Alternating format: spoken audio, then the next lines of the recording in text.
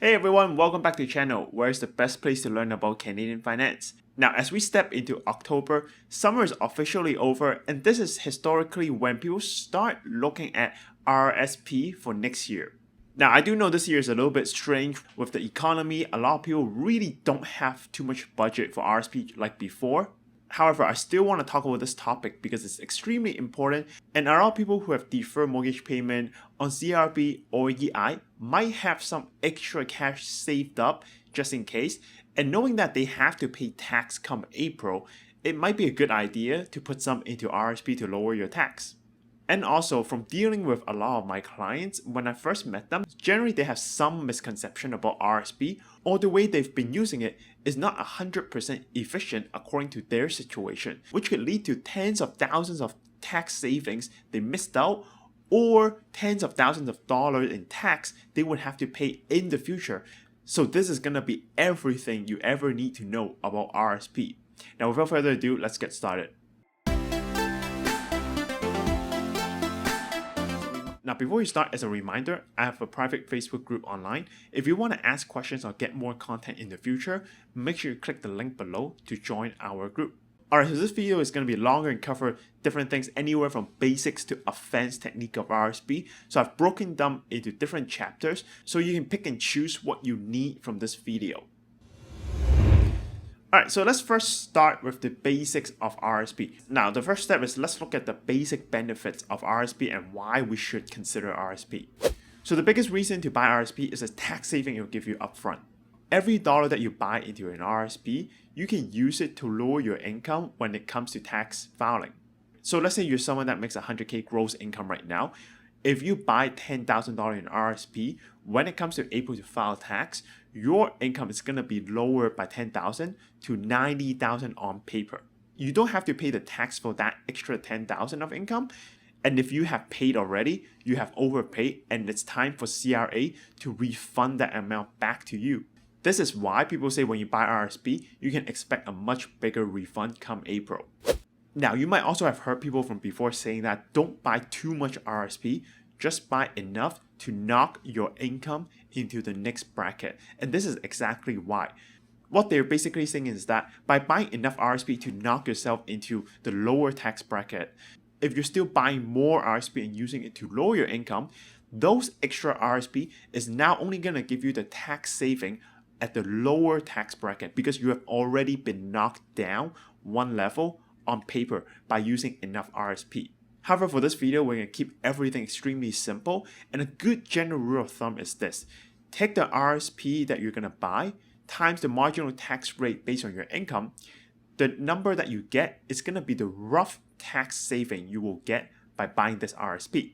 So using the same example as before, if you're making $100K right now, you're at the 38.29% marginal tax rate if you're in BC. If you buy a $10,000 RSP, your tax saving is going to be around $3,829.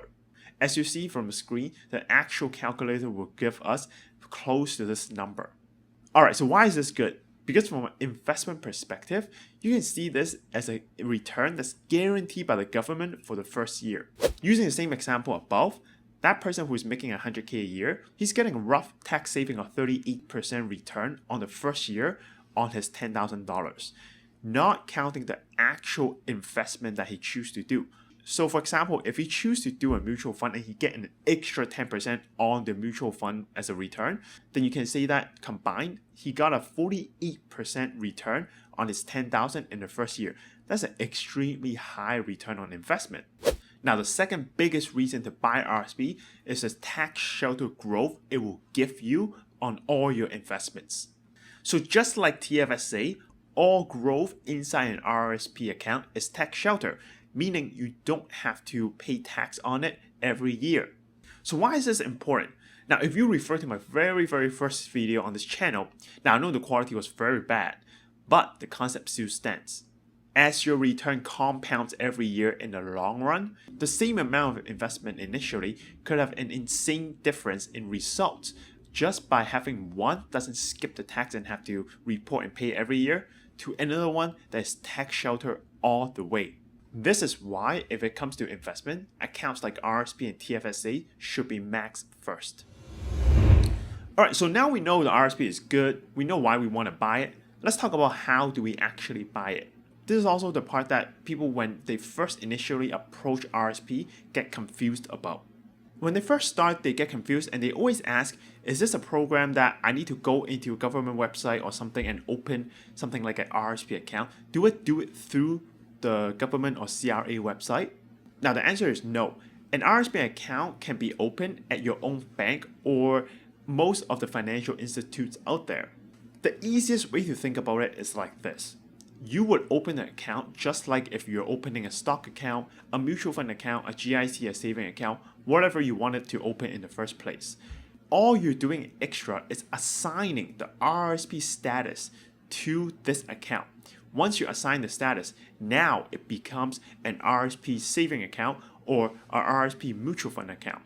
Now, your banker or advisor should know exactly what to do to establish these accounts, but they would be the one that can do it for you, not through a government website. So what that means is also that you can have unlimited amount of RSP accounts across different product types. Now, having these empty RSP account will not affect you in any way, but once you put any money into any of these RSP accounts, the terms and condition of an RSP starts to apply, which brings us to the next part. So for the terms and condition of RSP, I'm going to break it into two parts. Number one is while we're getting it, and number two is once we get an RSP. Alright, so let's talk about terms and condition when we're getting an RSP. There are a couple. Number one, in order to get RSP, you have to have something called an RSP room. Now for everyone, this is different, and you need to make sure you have enough room so you don't go over it.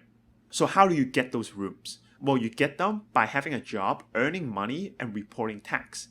Every year that you report tax, 18% of your earned income that year will become your RSP room to be used in the future. Now, every year you can only get a maximum amount of room. In 2020, it's $26,500. So what that means is even if someone is making $1 million, he won't be getting 18%, which is $180K on paper as RSP room. Now keep in mind, you have to file tax in order to get that room. So if you're someone that's working for the very first year and you have no room currently, you will not be able to buy RSP until you file tax next year, April. Then you will have that room and you can use it for next year's income. Now, second thing is the rooms can be accumulated. So just because you're not using everything this year, those unused rooms are going to be carried forward unlimited amount of time for your future use. And those rooms can stack up. Number three is you can use all the room at once as long as you have that much room. So for example, if someone have never bought RSP and they have accumulated $250,000 of RSP room and they decide to buy everything because they saw an investment this year and they're expecting a lot of tax, they can choose to do so. So how do you check how much room you have accumulated?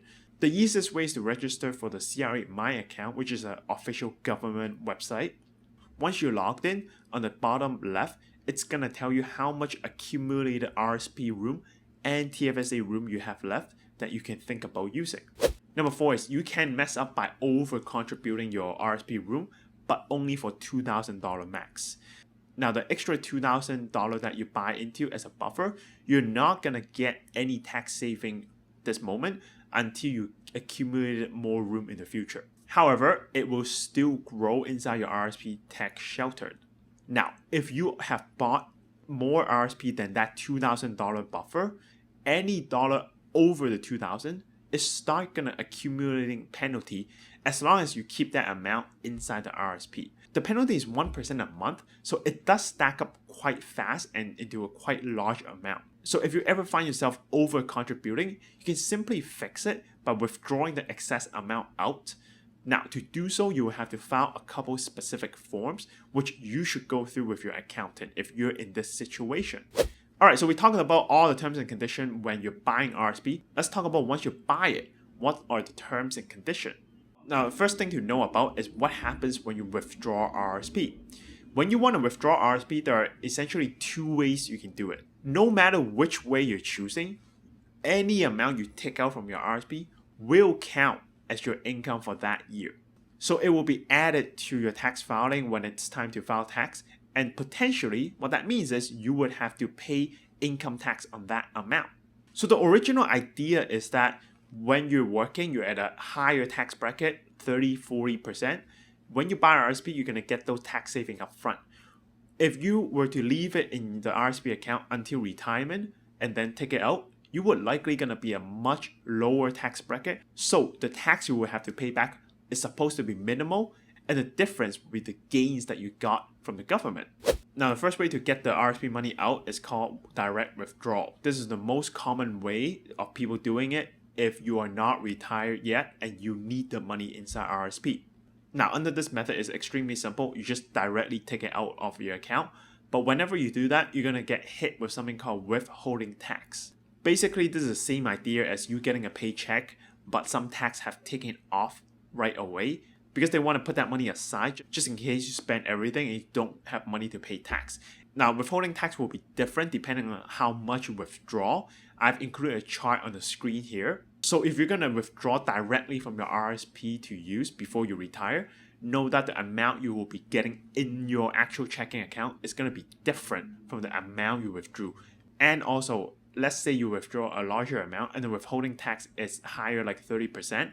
When it comes to file tax and you actually are at a lower tax bracket than 30%, they will refund the extra that they withheld back to you as a tax refund. Now, the second way to withdraw will be turning your RRSP into something called RRIF, Registered Retirement Income Fund. This is the most common way if you are retiring already and you need that monthly income to come into your account. Now, under this method, if you're taking the minimal percentage according to the government, you would have no withholding tax that way. This is why it's great for retirees who need that monthly income, but it's not suitable if you're still working and you only need to take the RRSP out as a one-time lump sum. For today's purpose, I'm not going to go super deep into what RRIF and how it works. I will make a separate video on this. Alright, so one last thing to talk about is if you have RRSP today and you pass away, if you have a spouse or common law partner, it's going to roll over to them and you have to pay no tax that way. But if you don't have a spouse or you're the surviving spouse and you pass away with an RRSP, everything in that amount is going to consider as withdrew at your last year being alive and will count as your income. So what that means is they will have to help you file the tax and your estate will have to pay for that income tax. So that's something to keep in mind if you have a large RRSP account.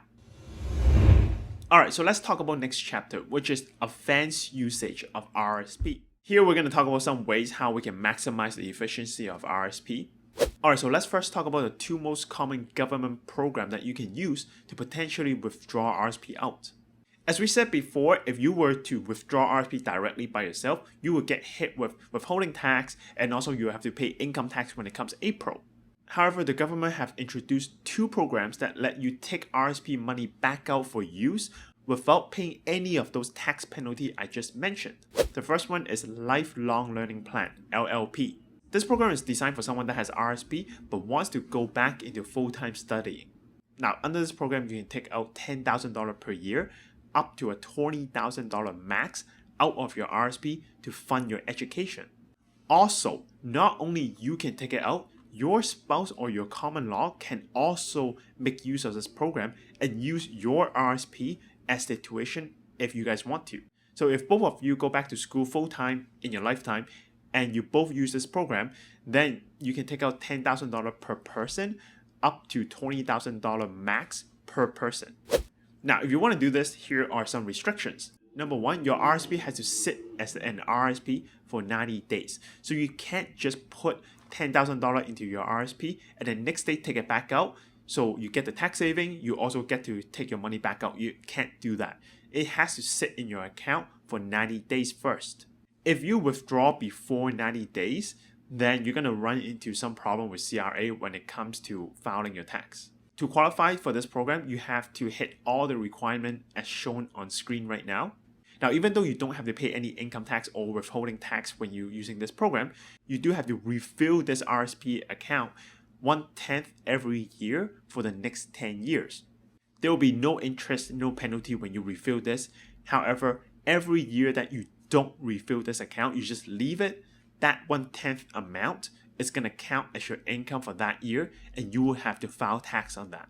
Now, to do this withdrawal, you can't just do it directly. You will need a form that's called RC96, which your banker or advisor should know how to fill out for you. And whether you want to pay back the 1/10 amount every year into your RSP account, that really depends on your year-to-year tax situation, and that's something you should discuss with your own banker or advisor or accountant to really find the best method to go forward.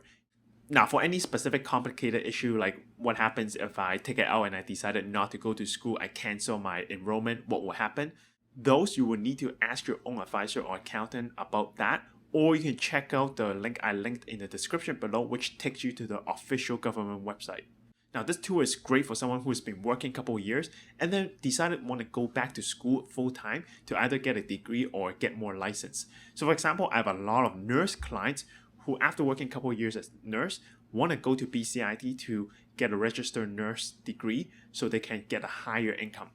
Alright, so that was the first program. Now, the second government program you can think about is something called Home Buyer Plan. Just like LLP, this allows you to take money from your RSP back out to fund your house buying without paying any of the tax.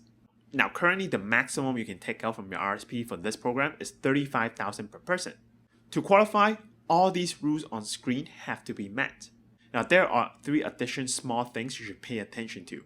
Number 1 is if you have owned a home before, you could still potentially use this program if you have not owned a home in the last 4-year period. Number 2 is if your spouse or common law partner already have a house of their own, you may still qualify to use this program for yourself. Number 3, you cannot retrospectively take the RSP back out once you buy a property. The latest date you can take it back out is 30 days after the completion of your property. So if you have bought something 2 years ago, now you realize you can use this program, it's too late. You can't do it anymore. Now again, just like ROP, this money has to sit your RSP account for 90 days first before consider taking it back out. However, unlike LLP, once you take it back out, you have 15 years to pay this back. So every year you will pay 1/15 of the portion back to your RSP account. Any year that you don't repay back, that amount is going to count as your income and you will have to pay income tax on it.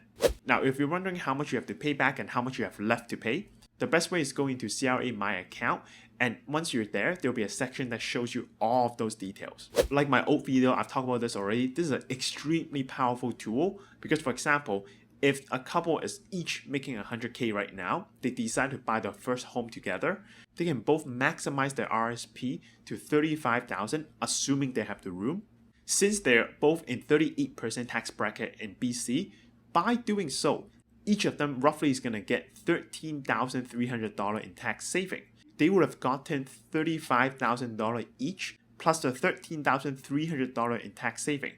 Together, their $70,000 of RSP just ballooned to $100,000.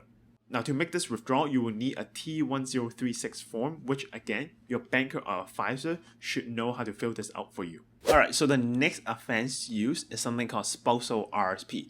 This is something I see my new client miss all the time when we first initially start planning, and by changing it up and using it, they could save themselves a lot more money right now and also a lot more money in the future when it's time to take it back out. So essentially, this is just like a regular RSP. However, here, your spouse is going to be the owner of the RSP while we're still writing off your tax and using your RSP room. This is extremely powerful if one of the spouse is foreseen to not be working as much or their future retirement income won't be as high for sure because of no work pension. Now, for example, let's say a husband is making $120,000 in BC and his wife is a stay-home mom. The husband would be at 40% tax bracket while the wife would be at 0%. He would roughly get a $4,000 tax saving up front. But later on, when he retires and he wants to withdraw from this RSP, since he is the owner of the RSP, it will count as his income. Now, even though when he retires, he might not be a 40% tax bracket, due to the fact that he has been working all these years, his CPP, OAS, or work pension might still be substantial and put him at a high tax bracket at the time of retirement. However, if we got a spousal RSP instead, his wife would be the owner of the RSP, but we're still writing off his income at 40% today. So at retirement, it will be withdrew under wife's name and it will count as wife's income. So either they would pay a much lower tax or no tax at all if the income is low enough.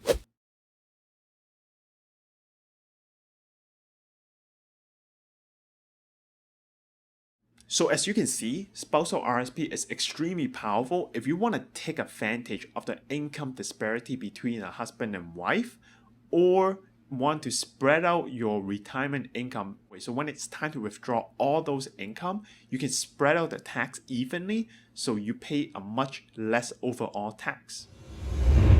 Alright, so last chapter, let's talk about who should use it, who should not, and what are some misconceptions about RSP. Alright, so if you're an employee, self-employed with our corporation, or investor with RSP room and foresee yourself getting a lot of capital gain due to selling an investment this year, these people should be using RSP. Because those category of people have no choice but to flow all that income or investment return to themselves personally. So they should be looking at RSP. However, if you're a corporate owner, then it is situational and likely you might not be suitable to use RSP. Because with having a corporation, you can control how much salary and dividend you want to pay yourself. It doesn't make sense to pay yourself more money just so you can take that money to buy the RSP and lower yourself back down to the original level. If you're a corporate owner, in general, there are much better options like a personal pension plan to set up for yourself to really put those corporate dollars into good use than just simply paying yourself to buy more RSP. Alright, so last let's talk about misconceptions. And I see these time and time again when I talk to new clients. And number one that people don't know is you do not have to use all the RSP you bought this year just because you bought them. When you buy a $10,000 RSP, you have $10,000 of credit ready for you to use. You do not necessarily have to use them all at once.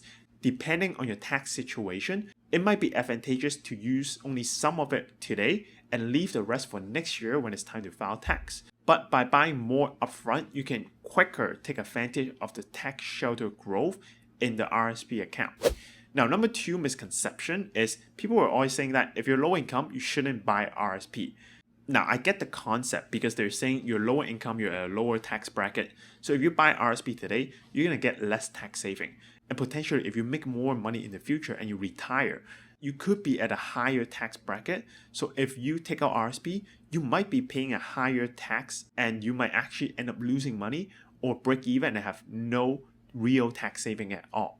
However, this is not necessarily true if you factor in the time value of money. By buying now, even though you're a lower tax bracket because of lower income, let's say just 20%, it is still an extra 20% of tax saving that you will get right away. And that extra 20%, if you get it back as a refund, you can invest that elsewhere today, like a TFSA, and further compound and grow that money. If you stretch it out over a long time, that extra resource you get upfront today and you compound that for a long term, it could be significantly more in your retirement fund and make a huge difference. So this is why I think even if you're lower income, if you have the resource and you don't mind putting that money for a long term, RSP might still be a very good choice.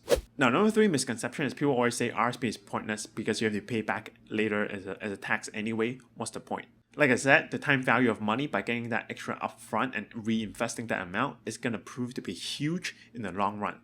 Other than that, there's also a fancy strategy called RSP meltdown that you can think about using in the future that allow you to efficiently move your RSP money out to your personal account in a tax efficient way.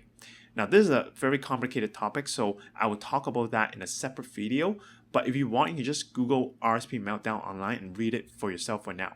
And the last misconception or mistakes I see is when we were talking about spousal RSP before, one of the biggest spots you should be looking at is your employer's RSP plan. So a lot of companies actually do RSP matching where you save an X amount of money and they would put X amount, match you, and together will put it into an RSP account. If you have that, most of the time you can actually set up a spousal RSP account up front. A lot of the clients I met are actually one income earner and the spouse stays at home. So by setting up a spousal RSP and company matching, it could really save them a lot of tax in the future if they want to withdraw that money back out. So if you have a matching program, make sure you review your situation and ask yourself, should I be using a spousal RSP based on my situation? Alright, so that's everything I want to talk about for RSP. I hope by going through this video, you have a much better idea of what it is and how to use it. If you have any questions or comments, make sure you let me know below. And if you like all these contents, I do upload them 8:30 EST every Tuesday. So make sure you comment, like, and subscribe to my channel. And make sure to click the bell button so you get all the notifications in the future. Alright, so this is Jacky. I hope you found this interesting. I'll see you next Tuesday. Bye!